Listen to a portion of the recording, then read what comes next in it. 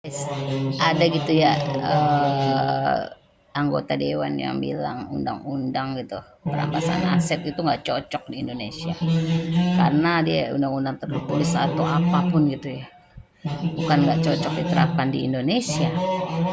Ya menurutku bukannya nggak cocok diterapkan di Indonesia, emang mereka itu nggak mau karena mereka itu takut hartanya dirampas, itu aja. Karena kalau untuk jujur ya, untuk jujur, kalau boleh berkata jujur, apakah mereka tuh benar-benar asli pure duit asli, nggak ada korupsi ataupun nggak ada apa-apa? Kalau emang mereka tuh jujur, mereka tuh amanah, saya rasa itu undang-undang perampasan aset itu semua setuju. Yang nggak setuju itu berarti ada papanya, Besti. Ya, orang bego, orang tolol, orang budak aja paham itu. Ya, coba kalau udah kayak di Nepal itu, anggota dewan itu diperlakukan seperti itu, apakah takut? Kalau orang lapar, orang lapar biasanya bisa memperlakukan seperti itu. Orang udah enak, orang udah muak itu bisa berperilaku kasar seperti itu. Kalian itu sudah menyakiti hati kami, hati masyarakat ya umumnya ya. Kenapa kita itu udah sangat muak dengan keadaan ini. Kita itu udah marah semarah-marahnya ya. Kesenjangan antara kalian sama kami tuh jauh sekali loh. Kami mati-matian membayar pajak, mati-matian untuk berusaha untuk memperoleh nafkah untuk kami sendiri ya. Lepas itu kita bayar pajak, bayar segala macam tuntutan dari pemerintah. Ya, tapi kalian sendiri tidak seperti itu, tidak pernah merasakan apa yang kami rasakan ya. Jadi untuk perampasan aset dari dirumuskan dari zamannya Pak Jokowi sampai sekarang tidak pernah disetujui parlemen. Itu kenapa? Kenapa itu saya?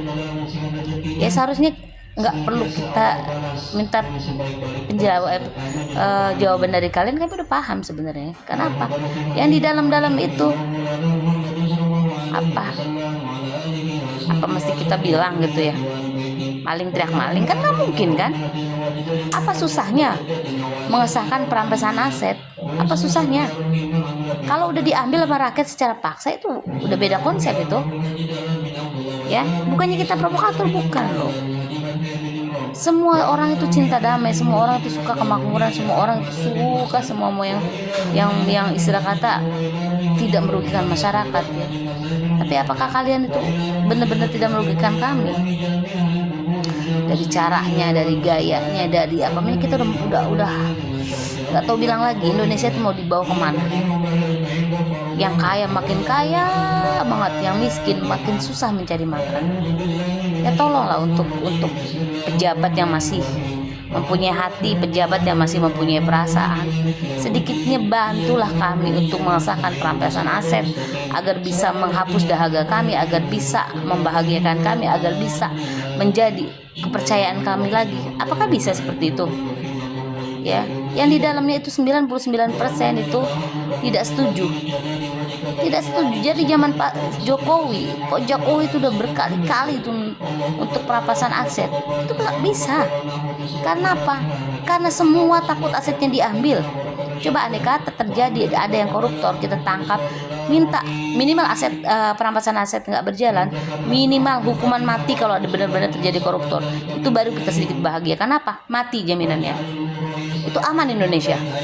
Apakah kalian mau perampasan aset nggak berjalan tapi hukuman mati untuk koruptor ditegakkan? Saya serasa mau saya.